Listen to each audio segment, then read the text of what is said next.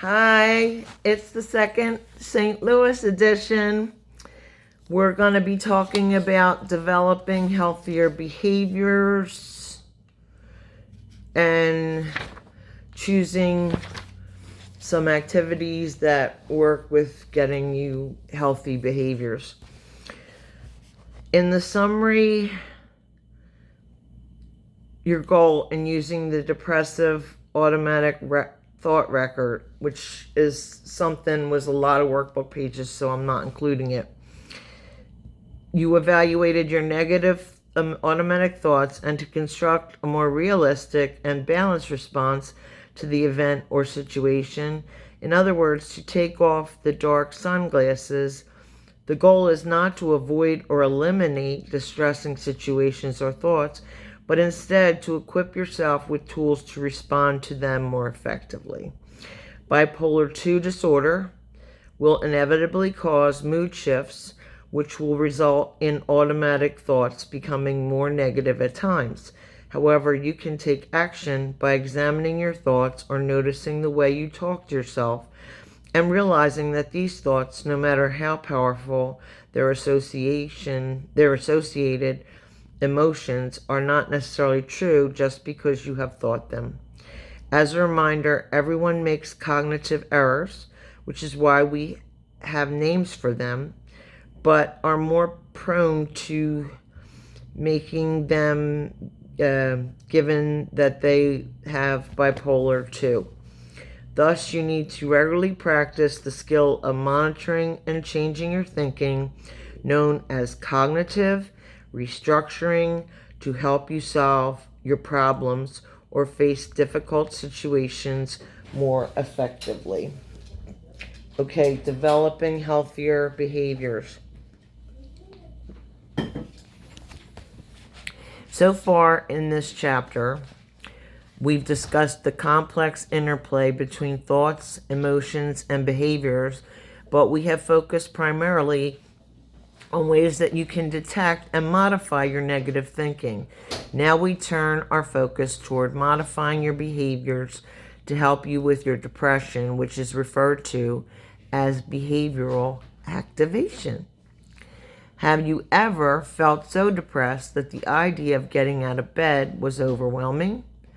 Have everyday tasks such as loading the dishwasher or taking a shower seemed impossible?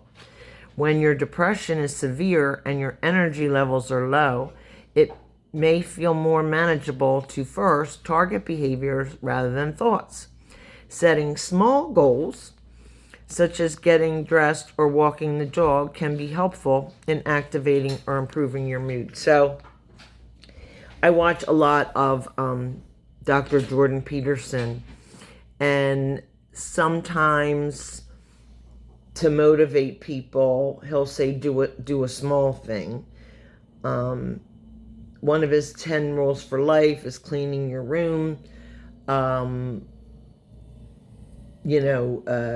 Taking one drawer in your house or your bedroom and straightening one drawer, or something small that you can accomplish one day, and then shoot for another small thing or maybe a slightly bigger thing the next day. So that's kind of what we're going for. So these are tasks that would be like what I'm just saying, and after I read them all and the extra 2 lines for things we could add, I'll talk about them a little. Waking up, showering, cooking, doing dishes, grocery shopping, keeping my planned activities, taking out garbage, taking care of kids, talking on the phone, taking medications, exercising, get out of bed, getting dressed, walking the dog, doing laundry, brush my teeth, opening mail, paying bills, getting to work, responding to message emails, getting to bed on time, calling a friend. So what just struck me now is when I was a principal and I would get in the morning, there'd be like 68 emails every day. Of the 68, there might only be 5 positive ones. And you might say to yourself, Steph, I really only want to read the 5 positive ones. But you need to read all 68, and you need to have answers. You can't just trash emails you don't like when you're a principal. And like sometimes I get a lot of what you'd call spam emails, but now if I'm getting too many of them, I stop, unsubscribe. The ones I'm having problems with now that say unsubscribe, go to our site. Well, I don't have time to do two things, so I just keep trashing them. But I like it when it says unsubscribe. You hit it once and it's gone.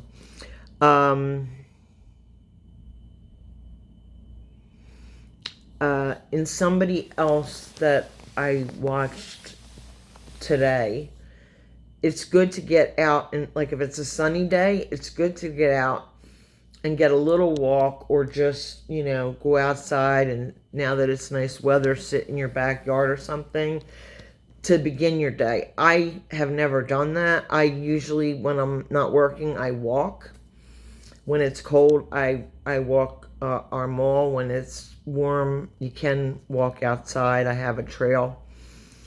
And so having watched some of these podcasts with either neuroscientists, psychiatrists, or psychologists, I think if I could incorporate that in my day, like just get out a little bit in the morning sunlight. In terms of planned activities, every day as a teacher, a principal, or, even just a human being, I put about 5 things I want to do the next day. These days, one of them is doing my channel. Usually, it's pretty like my plans pretty much are attainable to do those 5. When I was a principal, I'd do 5 or 10, and then you get to work and things come at you right away, like a discipline situation, or flooding in the cafeteria, or there's things you couldn't have planned and you must address right away. So I would still aim to get 5 out of my 10, plus whatever came up. And then I found that being a principal, instead of staying much later and going home tired and then getting up the next day tired, if I went home, I probably didn't go home right after school, maybe an hour or an hour and a half. And then I thought, I deserve to go home. I did my job. I'm going to be better at doing my next job, like the next day, if I'm rested. The one thing I remember, but I wasn't interim for a whole year, but I remember from the start to the end of the year, I was never absent. And the reason in my head that I wasn't is I thought they can't handle the day without me. But if you have a good administrative assistant, if all your teachers are, good, they can get through a day without you. So, but that was just something I thought. I was like, well, the principal has to be there, every day. But like, if your ship's sailing pretty well, you don't have to be there as captain every single day. But I would still try to be there much of the time, and try only to miss if there was a principal's meeting, a diocesan meeting, whatever, a principal's training, that kind of thing. Okay, so, and exercising, we already know from just about everything we've read, is help with your mental health and mental illnesses. Okay, so how can you tackle activities that seem impossible when you are very depressed? The following steps can help, which I've just started to talk about, and you're going to hear it again from the book. Set small, manageable goals. On a really bad day, your goal might be to simply get out of bed and get dressed. If you have depression, that might be all you can do.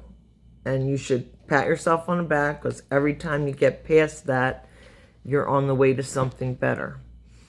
Once you're addressed, you might find that you have the energy to go do some other tasks, get other tasks accomplished. Set time limits for difficult tasks. For example, if you have a pile of dishes in the sink, it might be overwhelming to think about getting all of them clean. Make a deal with yourself to spend only 5 minutes doing dishes.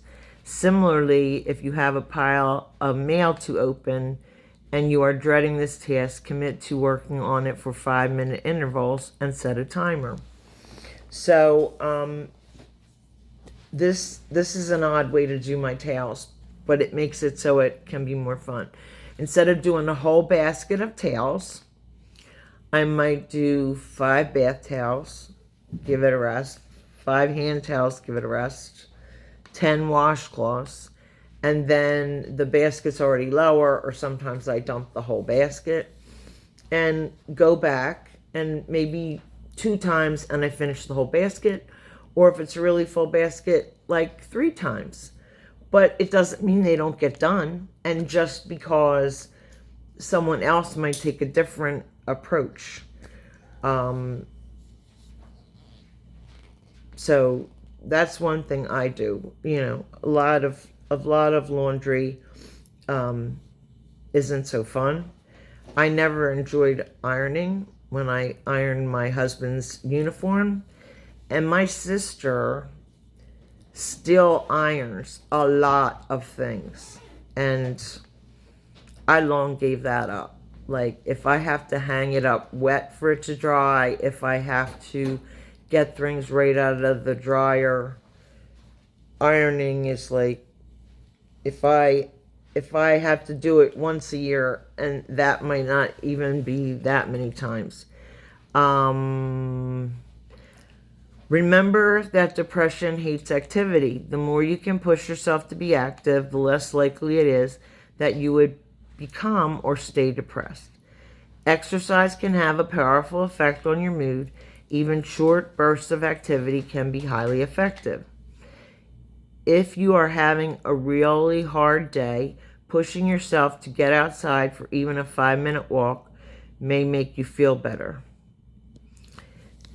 Choosing your activities. Not all behaviors are equal. Some behaviors or activities can be helpful in giving you a sense of accomplishment, such as paying bills or doing laundry. Other activities or behaviors can be associated with feelings of pleasure or enjoyment, such as meeting friends for dinner or going to the movies. For many people, the best types of activities involve some degree of enjoyment or accomplishment. For example, organizing photos, that's fun. From a vacation might give you both a sense of accomplishment and pleasure. Playing a sport or training for a race might be both fun and productive. Think about how you spend your time when you are depressed. It is not uncommon for people with depression to engage in activities that rate low in both pleasure and accomplishment.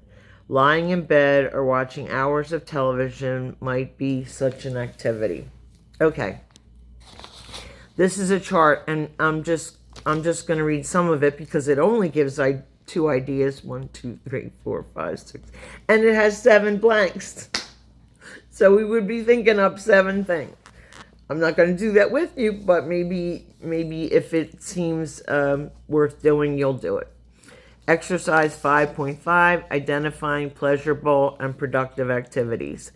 In the following table, write down a few types of activities you associate with pleasure and a few that you associate with accomplishment or productiveness, and ideally a few that you associate with both. If you're stumped, think about activities that lead to pleasure or productivity when you are feeling well. You may also find it useful to ask a family member or friend to help you brainstorm these types of activities. Your support group. Finally, list some of the activities that you engage in when you are depressed and that are low in both accomplishment or productivity and pleasure. we have included a few examples to get you started. So, having a favorite meal is under pleasurable activities, productive activities, paying bills, activities that are both pleasurable and productive, gardening, activities that are neither pleasurable or productive, lying on my couch. Pleasure activities, getting a manicure, productive activities, cleaning dishes, activities that are both pleasurable and productive, taking my kids to the zoo, activities that are neither pleasurable nor productive, watching TV. So I have read in more than one thing about mental health that a manicure is a pleasurable activity. And I didn't get my nails done till my youngest daughter got married. And then I got my nails done to match her dress. And from then on, I've been doing it. And she's,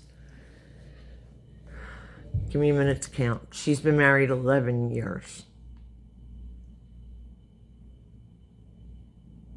Yes. This year was 11 years. So, maybe getting your hair done. If you do it regularly, or if you've never done it, or, something like that.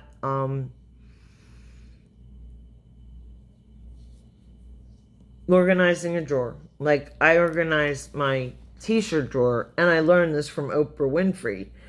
Instead of just piling folded t-shirts up, I roll them around and I put them by rainbow color, from red to black.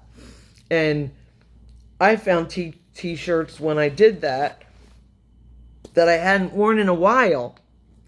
And unless I needed a t-shirt of a certain color, I tried, if I'm wearing a t-shirt for a bed shirt, I try to go through them, through the color spectrum, and start again.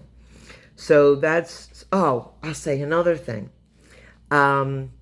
Instead of alphabetizing or going by subject, all the books I've read, which are a lot in my house, I colored them out. They go from red to purple. And, they'll be high and low, but the color will be beautiful. And that's the way I did in my classroom. And I had one little girl on a tour that walked in and said, wow, she colors out her books. And I just think it makes such a bigger impression. And the other thing is, I wanted kids to feel free to take, the novels and the books that they could read whenever. If it was 8th grade library, you take it, or you have it as the book to read in your room when there's nothing to do. And then all you have to do is, if it's a red book, put it back in a red book section of a shelf. So it was easier to maintain. Not that hard to mess up if you really try, but easier to maintain. So that's the second out-of-state program. We'll probably be staying in this chapter, a repeat of their version. Roberts, Sylvia, Riley Harrington, all PhDs, keeping a regular schedule. So their SNAP version, sleeping, they say eating. In the other book, nutrition, activities, and people. So they have social interaction as one. They have they have a scheduled activities chart too. I don't